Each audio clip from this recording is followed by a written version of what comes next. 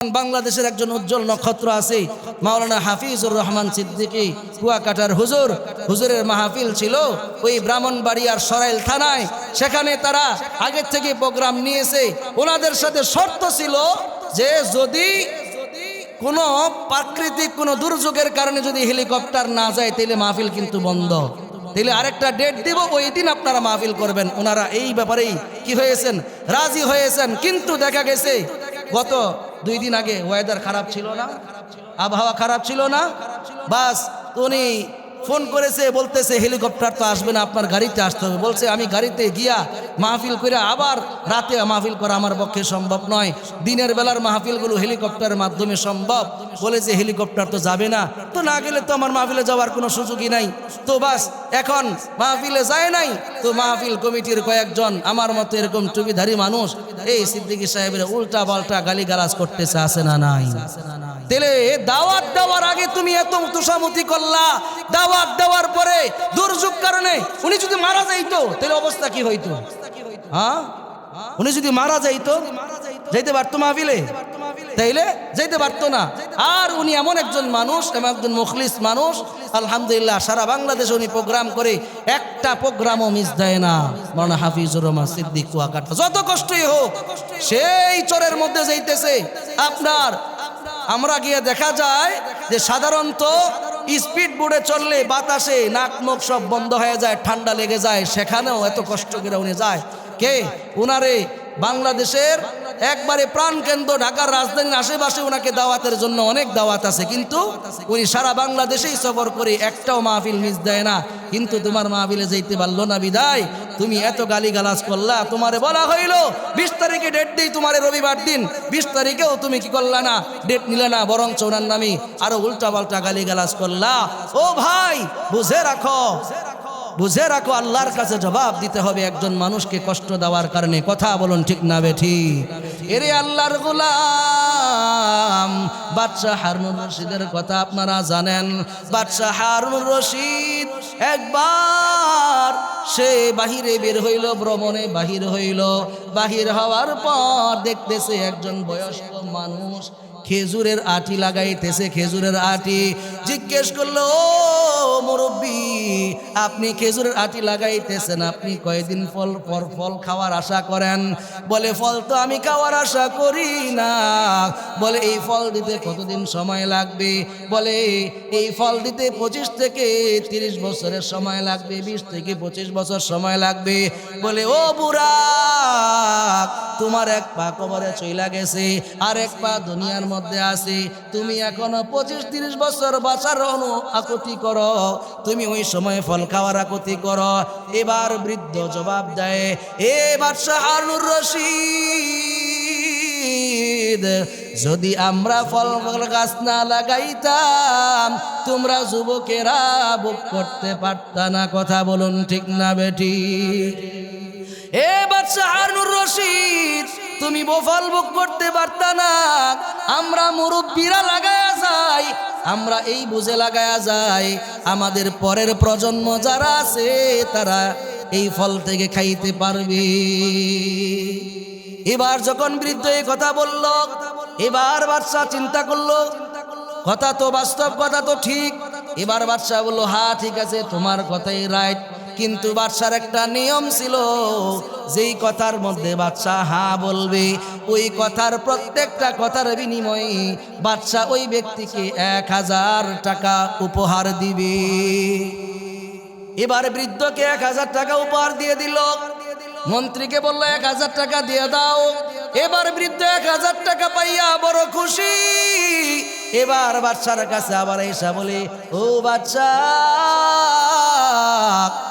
মানুষ তো ফল লাগানোর 25-30 বছর পরে ফল পায়, আর দেখেছেন আমি ফল লাগানোর সঙ্গে সঙ্গেই আমি ফল পেয়ে গেলাম।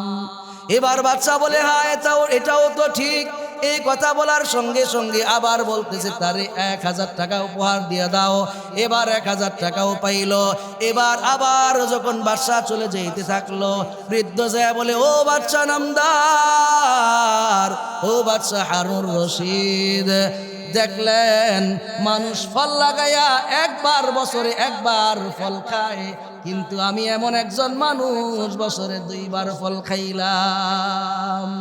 এবারও বাদশা আনুনুস বলে হ্যাঁ এটাও তো ঠিক। এবার বললেন তাকে আরো 1000 টাকা পুরস্কার দিয়ে দাও। এবার 1000 টাকা পুরস্কার পাইল। এর আল্লাহর বান্দা এবার হারুনুর রশিদের মন্ত্রী শুরু করলো, না না, যদি এই ব্যক্তি দেখা যায় বুদ্ধিমান, তার কাছে থাকলে সে সব শেষ করে দিবে। দ্রুত বাদশারে নিয়ে ছুটে চলেছে। এর আল্লাহর গোলাম এই জন্য ঘটনা বলার দ্বারা উদ্দেশ্য হইল আমার আল্লাহরে ডাকো, আমার আল্লাহরে ভুলে যাইও না। আজকে তুমি মরার পরে তুমি জান্নাত চাও, কিন্তু তুমি আমল করতে চাও না। আজকের তুমি দুনিয়ায় গাছ লাগায়া যাও, ফল খাইবা তুমি আখিরাতের ময়দানে। কোথায়? আখিরাতের ময়দানে ফল খাইবা, কিন্তু গাছ রোপণ করে যেতে হবে দুনিয়াতে। কথা বলুন ঠিক না বেঠিক? এই গাছে আমারে ফল দেবে আমার মৃত্যুর পর। আর ওই গাছগুলো হইল নেক আমল। এরে যুবক আল্লাহর গোলাম, নেক আমল করতে ভুলে যাইও না রে ভাই। নেক আমল বেশি বেশি করে করো, কারণ আজকের একটা নেক আমলের কারণে কিয়ামতের ময়দানে তুমি জাহান্নামী হইতে হবে। কথা বলুন ঠিক না বেঠিক? এরে আল্লাহর বান্দা, কিয়ামতের ময়দানে এমন মানুষ থাকবে একটা নেক আমলের জন্য সামনে আগাইতে পারবে না। আমার আল্লাহর কাছে বলবে, আল্লাহ আমারে আবার একটু সুযোগ দেন না, লাআল্লি আমালু সালিহা, আবার আমি কিছু নেক আমল করে আসি। আমার আল্লাহ বলবেন, কাল্লা, কখনোই নয়, তোমারে আর সুযোগ দেওয়া হবে না। এই যুবক ভাই, তোমার কত সুযোগ জীবনে গেছে নেক আমল করবার জন্য। এই বৃদ্ধ বাবাজিরা কত সুযোগ তোমার জন্য গিয়েছে, কিন্তু তুমি নেক আমল করো নাই। তুমি নেক আমল না কইরা তুমি মনে করতেছ দুনিয়ায় আমি চললাম ফিরলাম সব কিছু করলাম, দুনিয়া থেকে বিদায় হওয়ার পর আমার আল্লাহ জান্নাত দিবে। আল্লাহ তাআলা জান্নাত তোমারে দিবে না, কারণ জান্নাত তোমার মামুর বাড়ি না। জান্নাত চাইলেই পাওয়া যায় না। জান্নাতের জন্য তোমার দুনিয়ায় গাছ লাগাইতে হবে। কথা বলুন ঠিক না বেঠিক? এরে আল্লাহর গোলাম, আজকের মানুষ নেক আমল করতে চায় না, কিন্তু জান্নাত কেউ ছাড়তেও চায় না। আছে না নাই? সবাই জান্নাত চায়। জান্নাত কি সবাইরে দিবনি? না না, সবাই জান্নাত পাবে না। জান্নাত তো তারাই পাবে যারা আমার মালিক আল্লাহকে সন্তুষ্ট করিয়েছে। তাইলে নববর্ষের মাধ্যমে আমার আল্লাহ কি হয় না? খুশি হয় না? সবাই বলে না খুশি হয় না? খুশি হয় আল্লাহ কিসের মাধ্যমে? বান্দার নেক আমলের মাধ্যমে আল্লাহ সন্তুষ্ট হয়। এজন্য নেক আমল যত পারি তত করব। এখন নেক আমল করব, এর ফলাফল ভোগ করব কোথায়? জান্নাতে। আর যদি মনে করি না আমরা যেহেতু ফল খাইতে পারবো না, ফল গাছ লাগানোর কোনো সুযোগ নাই, তাহলে আপনি ফল গাছ না লাগাইলে আপনার সন্তানরাও খাইলো না, তাহলে না খাওয়ার কারণে আপনাকে বদদোয়া দিল কিনা? এ আমাদের মুরব্বীরা আমাদেরকে কি করলো না? ফল খাওয়াইলো না। এজন্য বলি, ও যুবক ভাই, ও বৃদ্ধ বাবা, কিয়ামতের ময়দানে ফল যদি ভোগ করতে হয় তাহলে গাছ রোপণ দুনিয়ার থেকেই করে যেতে হবে। কথা বলুন ঠিক না বেঠিক? আমার মায়ার নবীর হাদিসের মধ্যে বলেন, আদ-দুনিয়া মাজরাআতুল আখিরাহ, দুনিয়ার শস্য যদি কেউ উৎপন্ন করতে হয় তাহলে দুনিয়ার থেকেই করে যেতে হবে। আখিরাতের শস্য উৎপাদন হয় দুনিয়াতে, ভোগ করব কোথায়? আখিরাতে। যেমন আপনারা ধানি জমি লাগায় অনেকে, আচ্ছা বলেন তো 3 মাস 4 মাস কষ্ট করতে হয় ধানি জমির জন্য। বলেন তো 3 মাস 4 মাস কষ্ট করলে বাকি 8 মাস বৈশা বৈশা সুন্দর আরামে খাইতে পারে। কথা বলেন ঠিক না বেঠিক? সে যদি চিন্তা করে, আহারে ধানের কাজের মধ্যে এত কষ্ট এত মেহনত দরকার নাই, ধান লাগাবো না, রোপণ করবো না, 8 মাস 3 মাস পরে বৈশা বৈশা খাবো, বলেন তো সে কোত্থেকে খাবে? হবে? সে গাছই লাগায় নাই, ফল কোত্থেকে পাবে? আগে গাছ লাগাইতে হবে, এরপরে ফল খাওয়ার মতো ব্যবস্থাপনা করতে হবে। ও ভাই, তুমি নববর্ষ পালন কইরা বাঙালিয়ানা, তুমি প্রকৃত বাঙালি। আর যারা নববর্ষ পালন করে না এরা প্রকৃত বাঙালি না। তুমি প্রকৃত বাঙালি হইয়া তুমি একবারে জান্নাতি হয়ে গেছো। তুমি মরতে দেরি, আল্লাহ তোমার জান্নাত দিতে দেরি করবে না। বিষয়টা কি এমন? বলে না, তুমি এই সমস্ত কৃষ্টি কালচার গ্রহণ করার কারণে, হিন্দুয়ানা প্রথা গ্রহণ করার কারণে আমার আল্লাহর কাছে তুমি সবচেয়ে বড় গুনাহগার। আর এই গুনাহের জন্য আমার আল্লাহ অসন্তুষ্ট হইয়া তোমার জান্নাতে দিবে না, বরং তো তোমাকে জাহান্নামী বানায়া দিবে। কথা বলুন ঠিক না বেঠি? এজন্য মুসলমান সব সময় কার উপর ভরসা করবে? আল্লাহর উপর ভরসা করবে। মুমিন সব সময় আল্লাহর উপর ভরসা করবে। আল্লাহর উপর ভরসা কইরা মুমিন যদি চলে, আল্লাহ সব জায়গায় তাদেরকে হেফাজত করবেন। কথা বলেন ঠিক না বেঠি? এজন্য বলতে চাই, এই সমস্ত অপসংস্কৃতি আমাদের বাংলাদেশ থেকে উঠে দেওয়া দরকার, উঠানো দরকার। কারণ এইগুলোর মাধ্যমে গুনাহ ছাড়া অন্য কোনো ব্যবস্থাপনা আমার আপনার জন্য নাই। বলেন তো, একদিন পান্তার ইলিশ খাইলে কি এমনটা হয়ে যাবে? হ্যাঁ, আগেকার মুরব্বীরা পান্তা ভাত খাইতো, এখন এটা একটা উৎসবে পরিণত হয়ে গেছে। এখন গরিব ধনী সবাই মিলা খায়, কয় কি যে এটা আমাদের উৎসবের একটা দিন। আচ্ছা বলেন তো, মুসলমানদের ইফতারের সঙ্গে খেজুরকে এটার সঙ্গে তুলনা করা কি ঠিক হয়েছে? অথচ সে একজন মুসলমান, সে হিন্দু আনা প্রথা সে নিজের জীবনে বাস্তবায়ন করতেছে, আর মুসলমানদের একটা সুন্নতের উপর সে ইলজাম লাগাইতেছে যে মুসলমানরা যেমন ইফতারের সময় ইফতার করাটা যেমন আবশ্যক খেজুর দিয়া, ঠিক তেমনিভাবে নববর্ষের সময় পান্তার ইলিশ দিয়া নববর্ষ পালন করাটা আবশ্যক। বলেন না নাউজুবিল্লাহ? চিন্তা করছেন ইমান কোথায় চলে যাইতেছে?